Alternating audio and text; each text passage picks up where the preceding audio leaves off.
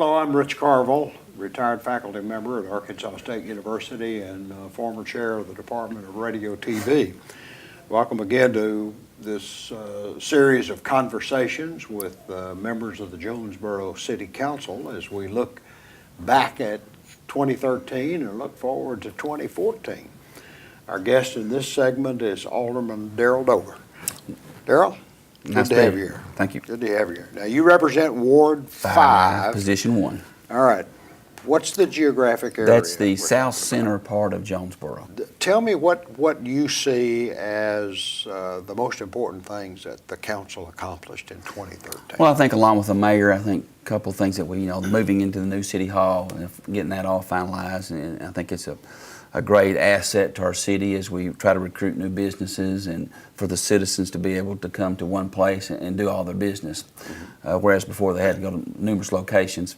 And I think also our traffic engineer has done a lot of good things to make the flow of traffic in the city a lot better, and I think that was a great hire by our city to get someone that's specifically trained in that area. And I think the other thing is the new police station. Once that gets finalized, we started that process. Caraway Road. Yes, right. sir. As we started that process, and we'll finish it this year, I think that's going to be a great asset for the city and our police department.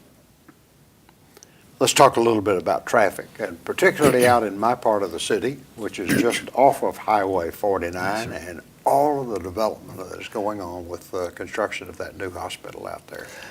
But that's going, that is, as I said earlier, that's good traffic because we're growing. But it is an issue that our traffic engineer is looked at, and also we look with the highway department because part of that's a highway. Yeah. And so we have to work in conjunction with them to ensure that traffic flows smoothly and safely. And of course, the NEA hospital is about to open up here in the next couple of weeks, and so it's going to be a challenge, but I think we'll be able to handle it. Good. And that, of course, that's a great sign of economic development for our city. So, yes, sir. And everything that's going in out there. That part of the side of the city is going to really grow with that hospital being the hub and all the new development and residential areas that we'll believe will become part of the process too, as people want to move out there and be closer to that facility. Mm-hmm. A recent report in the Jonesboro Sun indicated that construction is down slightly in Jonesboro, including apartment complexes. The city has a moratorium on building apartments, and you're looking at where they should be and what requirements should have. How's that coming along? Well, I think the committee has about completed their work to finalize it. Then, of course, they will take that report and forward it to the full council for review, and hopefully from that committee's report we'll be able to make some recommendations to move forward with the concerning apartments and the rezoning of land. Okay. It's always a case of let's have more apartments, but not in my neighborhood. How do you get over that? Well, that's correct. And I think that when we made this moratorium, we wanted to get facts, because there's a lot of emotions that go into in these decisions, but I felt like that we need to get a committee together to give a lot of facts, and there's been some interesting facts that have been brought forth in this committee about the number of apartments we have and the occupancy rate. Mm-hmm. 98% occupancy. Right, and then also the current land that's already zoned for apartments and the location of that land. So it's been a lot of good information that we can use to go forward. Apartments are needed because people need places to live, and but I think that one of the most important things out of this study is we want to be able to have quality apartments. Right. And to be able to enforce the ones that are built and maintained and make those good places for people to live. When the law enforcement, when the police department relocates to that new position out there on Caraway Road, what are the plans for the current location? I think I think some of the police departments is going to stay there. Mm-hmm. I think CID is going to stay there, but I think the majority of the police department will move to this new location. But they will still use the building for various things. Okay. One of the things that I always heard about as a student back in the mid-'60s at Arkansas State was, one of these days we're going to have an overpass coming onto the campus. Well, it finally happened. Yes, sir. But now there's another location in town that apparently needs an overpass pretty badly. Where is that? It's at the railroad track of Nettleton and Highland, I think is what you're assuming too, is the fact that, that's an issue that the mayor is working with in conjunction with the railroad companies, the fact that we have a lot of train traffic through the city of Jonesboro, and apparently it seems to be more and more that the trains are backing up traffic for an extended period of time. And that's a concern. It's a safety concern if a situation needed that we need to get an ambulance or emergency personnel to place in the tracks blocked. So I think that in conjunction with the state and the railroad companies and us, we're trying to figure out a way to get funding to maybe build one over there, because in fact I know that one of our school buses at Nettleton the other night was held up 35 minutes because of a train. Wow. So I think it's becoming more and more a problem in terms of the length of time that the trains are blocking the track, more than just the number of times. Yeah. That part of Jonesboro, you can't get there from any place That's correct. else. That's correct. There are no connecting roads or anything. Well, especially in that part of town, we have very few east-west corridors, and so that makes it more difficult to get around in that neighborhood, because basically you either got to go through Highland or Nettleton or Caraway or Stadium, and so and if one of those are blocked, then it makes it very difficult to get certain parts of town. All right, let's look forward to 2014. Okay.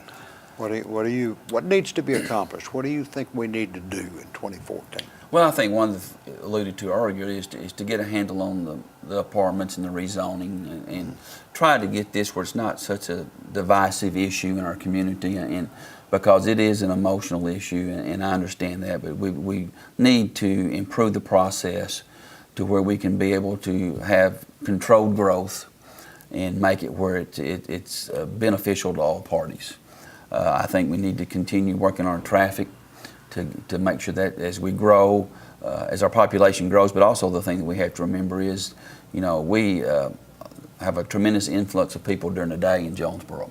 So when you come in from other areas, right? So when you talk about the population of Jonesboro, that number is a little bit misleading in terms of all the people who are here in town. I think I've heard figures as many as 150 to 200,000 people at any one time during the day, come into town and leave, shopping or coming in to eat or even to work. So medical, and that's even going to be more so as we are, become more and more of a regional hub for medicine. But I think traffic's going to be an issue, and obviously, maintaining a sound financial footing to be able to do the projects that we want to do. Obviously, we've played catch up here for many, many years in certain things of drainage and those issues, and I think we've made great strides. But we want to keep ahead of that. We don't want to ever go back to, letting that go and 10, 15 years down the road saying, we got to play catch up. And I think that so we need to keep making those decisions and spending those monies to improve that area of the drainage. So it is a critical part. One of the things that I've noticed as new areas are developed is there are a lot of retention ponds that are being now required, right?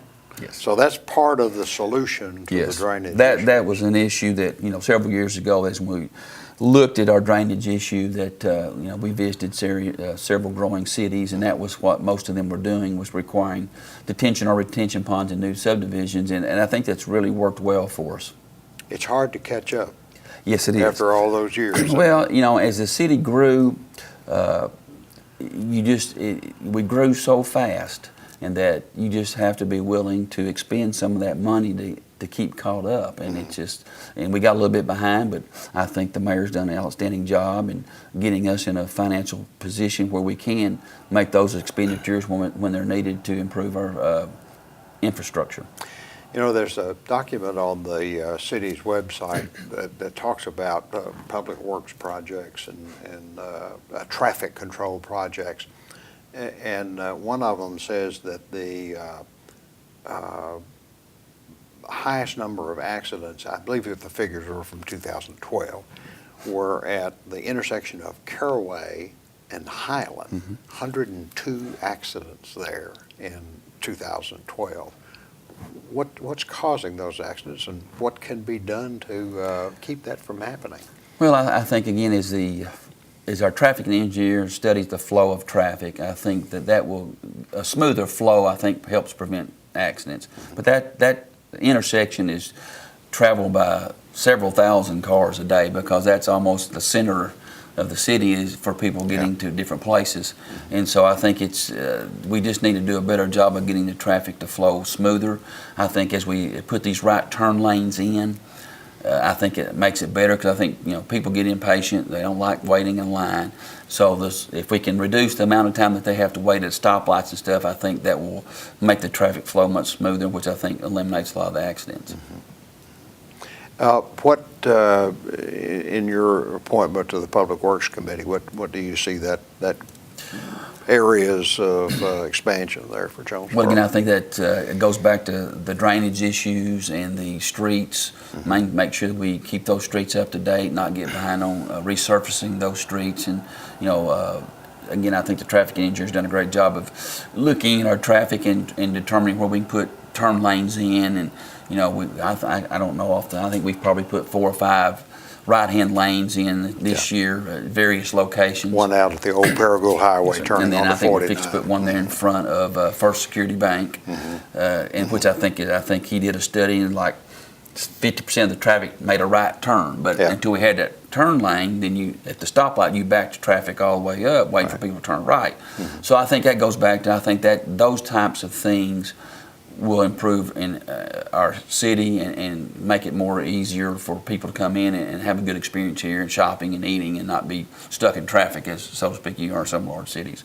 And again, I think just make sure we stay on top of our new developments and making sure they're put in correctly, and especially from the drainage and streets and so forth. How about sidewalks? Sidewalks. We need more sidewalks. There's no doubt about that. Sidewalks are very expensive for the amount of footage you get. Right. And so I think that's something that we need to look at as far as subdivisions, putting sidewalks in, and from a safety standpoint for school children. We talk about we want children to walk to school, but we got to have sidewalks for them to walk on, because they can't walk in the streets. Can't walk on the street.